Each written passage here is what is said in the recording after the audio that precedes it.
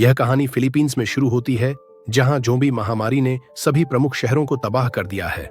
हमारे नायक Francis Abel किसी तरह मनीला से भागने में सफल होते हैं और अपनी पत्नी आयरिस और दो बेटों जोश और लुकास के साथ अपने गांव की ओर रवाना होते हैं।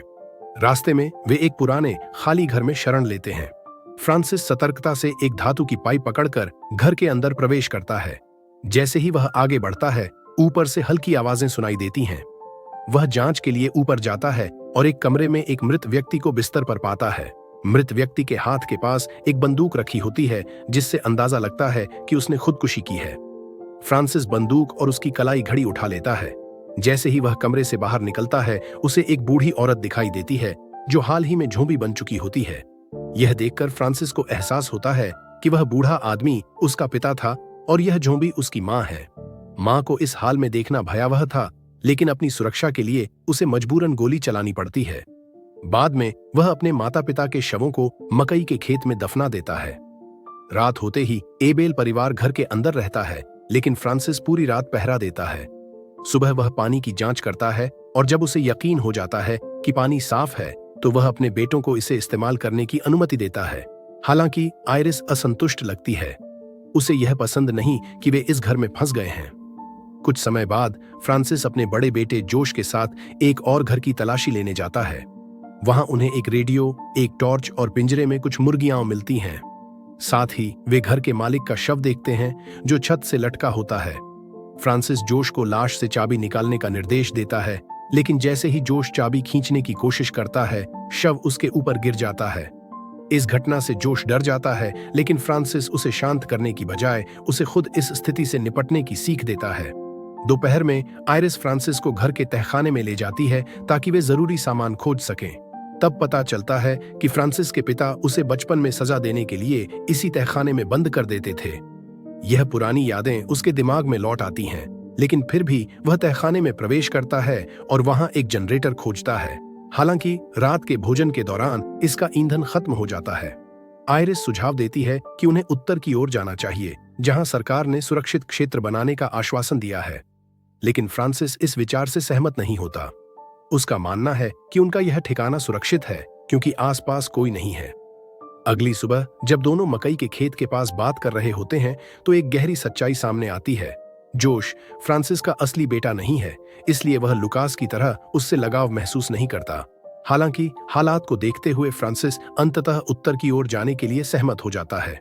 वे वैन में सामान रखते हैं और निकल पड़ते हैं। फ्रांसिस ड्राइविंग करता है, जबकि आयरिस उनके मार्ग की योजना बनाती है। सब कुछ सामान्य लग रहा होता है, तभी जोश गलती से एक चौंकाने वाली बात बोल देता है। आयरिस को हाल ही में फ्रांसिस के अलग हो चुके भाई डिएगो का फोन आया था। जोश के खुलासे से फ्रांसिस गुस्से से आगबूला हो जाता है। उसका ध्यान भटक जाता है और वह लगभग पुल पर बने अवरोध से टकरा जाता है। जब उसे एहसास होता है कि आगे बढ़ना संभव नहीं है, तो वह घर लौटने का सुझाव देता है। लेकिन आयरिस उसकी बात को नजरअंदाज करते हुए ब्लेड से लैस होकर वैन से बाहर निकलती है और बैरिकेड काटने की कोशिश करती है। शोर सुनकर एक ज़ोंबी में तब्दील हो चुका सैनिक अचानक पीछे से प्रकट होता है। फ्रांसिस तुरंत उसकी मदद के लिए दौड़ता है और अपनी बंदूक से ज़ोंबी को मार देता है। लेकिन जैसे ही वह आयरिस को उठाने की कोशिश करता है, उनकी वैन के पीछे और ज़ोंबी आ जाते हैं। उनके बेटे जोश और लुकास अंदर फंस जाते हैं। हालात गंभीर हो जाते हैं, लेकिन फ्रांसिस बहादुरी से लड़ता है। वह ज़ोंबियों को दूर भगाने के लिए लगातार गोलियां चलाता है, जबकि आयरिस अपने बेटों को सुरक्षित बाहर निकाल लेती है। इस बीच फ्रांसिस एक मरे हुए सैनिक की बेल्ट से ग्रेनेड उठाता है और ज़ोंबियों के झुंड से बचने के लिए कारों की छतों पर कूदते हुए सुरक्षित स्थान पर पहुंचता है। वहां से वह ग्रेनेड फेंकता है, जिससे ज़ोंबियों का बड़ा झुंड खत्म हो जाता है। विस्फोट की गूंज के बीच फ्रांसिस अपने परिवार के साथ वापस घर लौट जाता है। 2 हफ्ते बाद फ्रांसिस वैन वापस लाने के लिए पुल पर जाता है। उसे पता चलता है कि वैन अभी भी काम करने की स्थिति में है, लेकिन अचानक उसका मन बदल जाता है। वह नहीं चाहता कि उसका परिवार पुश्तैनी घर छोड़े। जब वह घर लौटता है, तो वह आयरिस से झूठ बोलता है कि वैन खराब हो गई है। बाद में वह ईंधन लाकर जनरेटर में डालता है और अगली सुबह वह रोशनी, एयर कंडीशनिंग और संगीत के साथ अपने परिवार को एक सुखद आश्चर्य देता है। फ्रांसिस नाश्ते के लिए मुर्गी के पिंजरे में जाता है, लेकिन वहां एक भूखा कुत्ता मिलता है जिसने सभी मुर्गियों को मार दिया है और फ्रांसिस को भी काट लिया है। आयरिस उसके घावों का इलाज करती है और उसे अस्पताल जाने का सुझाव देती है, क्योंकि उनके पास रेबीज की दवा नहीं है। लेकिन फ्रांसिस घर छोड़ने से इनकार कर देता है। इस बीच जोश रेडियो पर पास के एक सुरक्षित शिविर का संदेश सुनता है, लेकिन वह पूरा संदेश समझ नहीं पाता। रात के खाने के दौरान वह यह जानकारी अपने माता पिता को बताता है। आयरिस और फ्रांसिस के बीच इस मुद्दे पर गर्म बहस छिड़ जाती है। आयरिस जोर देकर कहती है कि उन्हें शिविर की तलाश में जाना चाहिए, लेकिन फ्रांसिस इसे खारिज कर देता है और याद दिलाता है कि उन्होंने पहले भी बाहर कितना खतरनाक देखा है। अगली सुबह फ्रांसिस मुर्गी के पिंजरे की मरम्मत कर रहा होता है, तभी जोश आकर जनरेटर चालू करने की अनुमति मांगता है ताकि वह अपने प्ले स्टेशन पर खेल सके, लेकिन फ्रांसिस स्पष्ट रूप से मना कर देता है। दोनों के बीच कड़वी बहस होती है। फ्रांसिस जोश से कहता है कि अगर तुम्हें अपने परिवार को बचाने के लिए मारना पड़े तो क्या तुम ऐसा कर पाओगे? जोश साहसपूर्वक जवाब देता है, हाँ, मैं कर सकता हूं। यह सुनकर फ्रांसिस उसे बंदूक चलाना सिखाने के लिए पास के मैदान में ले जाता है। कुछ देर बाद आयरिस गोलियों की आवाज सुनती है और मैदान की ओर भागती है। वहां पहुंचकर वह देखती है कि फ्रांसिस जोश को उसी तरह प्रताड़ित कर रहा है जैसे उसके पिता बचपन में उसे करते थे। वह अपने पति का सामना करने ही वाली होती है कि तभी जोम्बियों का एक बड़ा झुंड गोलियों की आवाज सुनकर वहां पहुंच जाता है। अब परिवार को भागना पड़ता है। वे तेजी से घर की ओर दौड़ते हैं और दरवाजे बंद कर देते हैं, लेकिन जोम्बियों की भीड़ खिड़कियों और दरवाजों को तोड़कर अंदर घुसने लगती है। तभी अचानक एक जीप उनके घर के पास आकर रुकती है। कुछ सशस्त्र लोग उतरते हैं और जोम्बियों को मार गिराते हैं। सुबह होते ही फ्रांसिस पास की नदी की ओर जाता है, यह जानने के लिए कि किसने उन्हें बचाया। वह देखकर हैरान रह जाता है। उसके सामने उसका भाई डिएगो खड़ा है। डिएगो और फ्रांसिस के बीच संवाद तीखा होता है। इस बातचीत से स्पष्ट होता है कि जोश वास्तव में डिएगो का बेटा है। डिएगो अपने अतीत की गलतियों के लिए माफी मांगता है और समझाने की कोशिश करता है कि वह सिर्फ मदद करने के लिए आया था, लेकिन फ्रांसिस का अहंकार उसे स्वीकारने नहीं देता। गुस्से में फ्रांसिस अपनी बंदूक निकालकर डिएगो पर तान देता है, लेकिन डिएगो टकराव से बचने के लिए वहां से जाने का फैसला करता है। जाने से पहले वह उत्तर की ओर बने सुरक्षित कैंप का नक्शा छोड़ जाता है। फ्रांसिस नक्शा लेने के बाद उसे जलाने की तैयारी करता है, लेकिन अंतिम क्षण में मन बदल लेता है। जब वह वापस घर लौटता है तो आयरिस और बच्चों से झूठ बोलता है कि जब तक वह वहां पहुंचा डिएगो पहले ही मर चुका था। फ्रांसिस घर की मरम्मत शुरू कर देता है, लेकिन धीरे धीरे उसके भीतर एक अजीब बेचैनी पैदा होती है। इसी बीच लुकास खेलते हुए तहखाने तक पहुंच जाता है। वह एक मक्खी का पीछा करता है और अचानक खिड़की के पीछे एक झोंबी देख लेता है। इसी दौरान आयरिस भी वहां आ जाती है और देखती है कि दिन ब दिन झोंबी कमजोर होते जा रहे हैं। तभी उसे एहसास होता है कि ये मरे हुए जीव लंबे समय तक नहीं टिक सकते। भूख और समय की वजह से वे मरने वाले हैं। फ्रांसिस उनकी बातें चुपचाप तहखाने के दरवाजे के पीछे से सुन रहा होता है। फ्रांसिस यह नहीं चाहता कि परिवार उत्तर की ओर जाने की योजना बनाए। उसी दोपहर वह खेतों में टहलते हुए एक झोंबी को कमजोर अवस्था में देखता है। वह तुरंत उसे मार देता है और एक नई कहानी गढ़ने लगता है। अभी भी बहुत सारे झोंबी खेतों में घूम रहे हैं। बाहर जाना बहुत खतरनाक होगा। रात के खाने के दौरान जोश अनजाने में फ्रांसिस के झूठ पर पर्दा उठा देता है। वह खुलासा करता है कि उसने फ्रांसिस के कब्जे में एक नक्शा देखा था जिसमें सुरक्षित शिविर के लिए दिशा निर्देश थे। अब फ्रांसिस अपनी हताशा को दबा नहीं पाता। वह आयरिस को यह समझाने की कोशिश करता है कि उन्हें यहीं रहकर जीवन बसाना चाहिए। वह यहां तक कहता है कि उन्हें एक और बच्चा पैदा करना चाहिए ताकि उनकी पीढ़ी आगे बढ़ सके। आयरिस उसे साफ तौर पर मना कर देती है और याद दिलाती है कि उनका भोजन भंडार दिन ब दिन खत्म हो रहा है। वह सुझाव देती है कि उन्हें आसपास के इलाकों में भोजन की तलाश करनी चाहिए, लेकिन फ्रांसिस का गुस्सा फूट पड़ता है। वह अपनी शादी की समस्याओं को सबके सामने उजागर कर देता है। क्या तुम जानते हो, झोंबी प्रकोप शुरू होने से ठीक पहले तुम्हारी मां हमें छोड़ने की योजना बना रही थी। आयरिस आंखों में आंसू लिए यह स्वीकार कर लेती है कि वह अपने जीवन से खुश नहीं थी, लेकिन वह अपने बेटों की खातिर फ्रांसिस से नक्शा सौंपने की गुजारिश करती है। फ्रांसिस गुस्से और अभिमान में नक्शा निकालता है और अगली सुबह उसे जला देता है। भूख से परेशान होकर फ्रांसिस खेतों में भोजन की तलाश करता है, लेकिन उसे केवल गन्ना मिलता है। वह कुछ गन्ना उठाकर वापस लौटने ही वाला होता है कि अचानक उसे दूर से गोलियों की आवाज सुनाई देती है। फ्रांसिस धीरे धीरे नियंत्रण खो रहा था। उसने तहखाने से लकड़ी का एक बड़ा टुकड़ा उठाया और दरवाजे को अवरुद्ध कर दिया, फिर उसे चेन से लॉक कर दिया। आयरिस और जोश उसके इस बढ़ते हुए पागलपन से बेचैन थे। तभी जोश हिम्मत करके कुछ कह देता है, फ्रांसिस, तुम वही कर रहे हो जो तुम्हारे पिता ने तुम्हारे साथ किया था। यह सुनते ही फ्रांसिस की नसें चटक जाती हैं। गुस्से में वह जोश पर हाथ उठा देता है, पर इससे पहले कि स्थिति और बिगड़ती, दरवाजे पर दस्तक सुनाई देती है।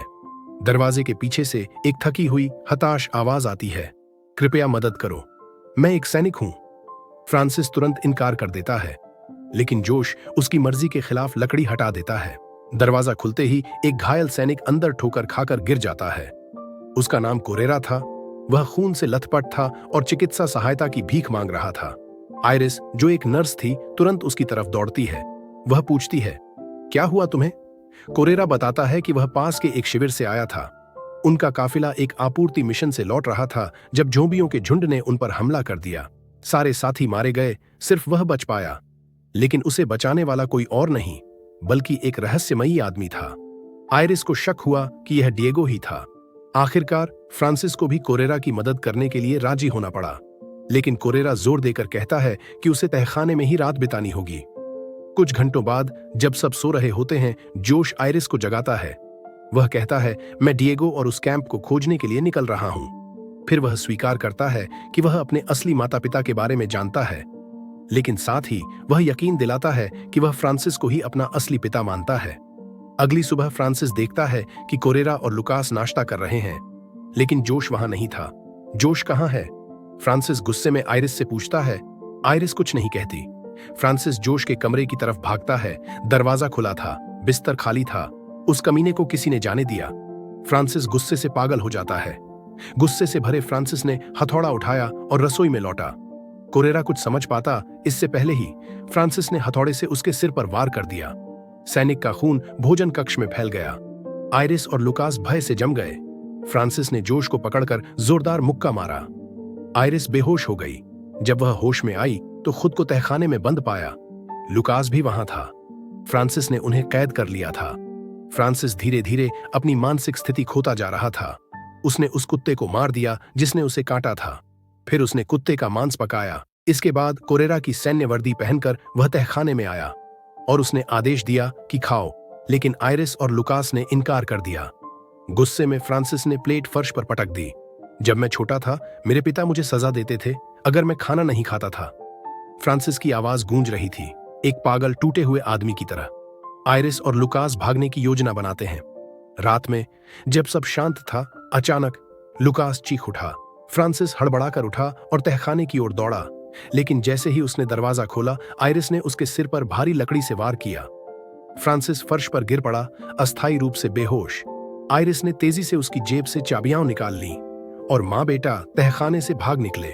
फ्रांसिस झटके से होश में आता है। वह भी भागने की कोशिश करता है, पर जैसे ही देखता है कि वह तहखाने में अकेला है, उसके अतीत की यादें उमड़ पड़ती हैं। वही तहखाना, वही ठंडा अंधेरा जहां उसके पिता उसे सजा के तौर पर फेंक दिया करते थे।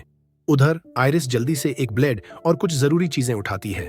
लुकास का हाथ थामे वह घर से बाहर निकलने की कोशिश करती है, लेकिन तभी दरवाजे के ठीक सामने एक ज़ॉम्बी खड़ा था। कोई और नहीं, डिएगो। अब वह ज़ॉम्बीफाइड हो चुका था। आयरिस और लुकास डर के मारे वापस घर के अंदर भागते हैं, लेकिन डिएगो बिजली की तेजी से ब्लेड को पकड़ लेता है। लुकास मदद के लिए आगे बढ़ता है, पर आयरिस उसे दूर धकेल देती है। तभी तहखाने का दरवाजा जोर से खुलता है। फ्रांसिस गुस्से में बाहर निकलता है। वह अपने परिवार को बचाने के लिए दौड़ता है, डिएगो पर हमला करता है और अंत में उसे खत्म कर देता है। पर बहुत देर हो चुकी थी।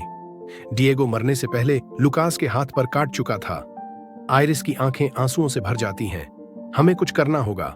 वह ब्लेड उठाती है, पर फ्रांसिस उसे रोकता है। हमें लुकास को किसी मेडिकल सेंटर तक पहुंचाना होगा।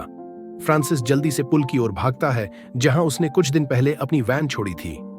पर वहां पहुंचते ही गोलियों की आवाज गूंज उठती है। वहां जोश खड़ा था, एक बंदूक हाथ में लिए। उसने बंदूक किसी सैनिक की लाश से उठाई थी। फ्रांसिस वैन की ओर बढ़ता है, पर एक दिक्कत थी। उसने खून से सनी सैनिकों की वर्दी पहन रखी थी। जोश को वह ज़ॉम्बी जैसा लगने लगा।